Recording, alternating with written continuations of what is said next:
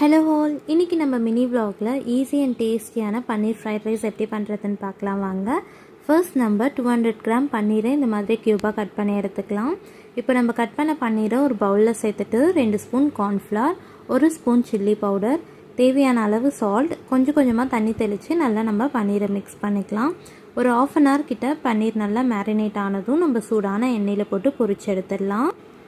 பன்னீர் fry பண்ணி முடிச்சுட்டு அடுத்து நம்ம ஃப்ரைட் ரைஸ் பண்ண ஸ்டார்ட் பண்ணிடலாம்.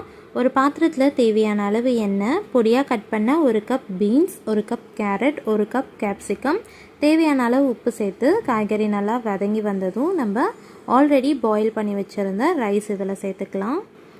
1 ஸ்பூன் பிளாக் பெப்பர் பவுடர், ஹாப்பிமா ஃப்ரைட் ரைஸ் மிக்ஸ் சேர்த்து ஒரு ஜென்டலாக மிக்ஸ் பண்ணி விட்டுட்டு நம்ம ஆல்ரெடி ஃப்ரை பண்ணி வச்சுருந்த பன்னீர் இதில் சேர்த்து மிக்ஸ் பண்ணி இருக்குன்னா ஈஸி அண்ட் டேஸ்டியான பன்னீர் ஃப்ரைட் ரைஸ் ரெடி. மறக்காமல் ட்ரை பண்ணி பாருங்கள். வீடியோ பிடிச்சிருந்தா லைக் பண்ணி நம்ம சேனலை சப்ஸ்கிரைப் பண்ணிக்கோங்க.